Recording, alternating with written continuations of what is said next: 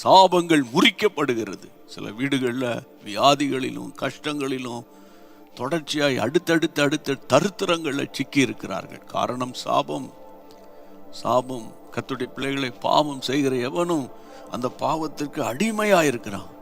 இந்த நாட்களில் இயேசுவே உம்முடைய விலையேற பெற்ற இரத்தத்தினால மீண்டும் என்னை ஒரு முறை சுத்திகரிங்க, மீண்டும் என்னை ஒரு முறை கழுவுங்க என்று ரட்சிக்கப்பட்டு பின்வாங்கி போன தேவ பிள்ளைகள் ஜெபிக்கணும்.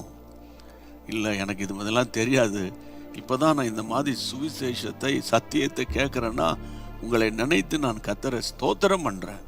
நீங்கள் வீடுகளில் கேட்டுக்கொண்டிருந்தால் கண்களை மூடி, இயேசுவே உம்முடைய சிலுவையில் சிந்தின அந்த இரத்தத்தினால என் உச்சந்தலைந்து உள்ளங்கால் வரைக்கும் என்னை கழுவி என்னை சுத்திகரிங்க ஏசப்பா அப்படின்னு நீங்கள் ஜெபிச்சிட்டீங்கன்னு வச்சுக்கோங்களேன். இன்னைக்கு இரவு சகல கட்டுகள் உடைக்கப்படும். ஒரு பூரணமான ஒரு மனம் திரும்புதல் உங்களுக்கு வந்துடும். கர்த்தர் அப்படிப்பட்ட கிருபைகளை உங்களுக்கு தருவார்.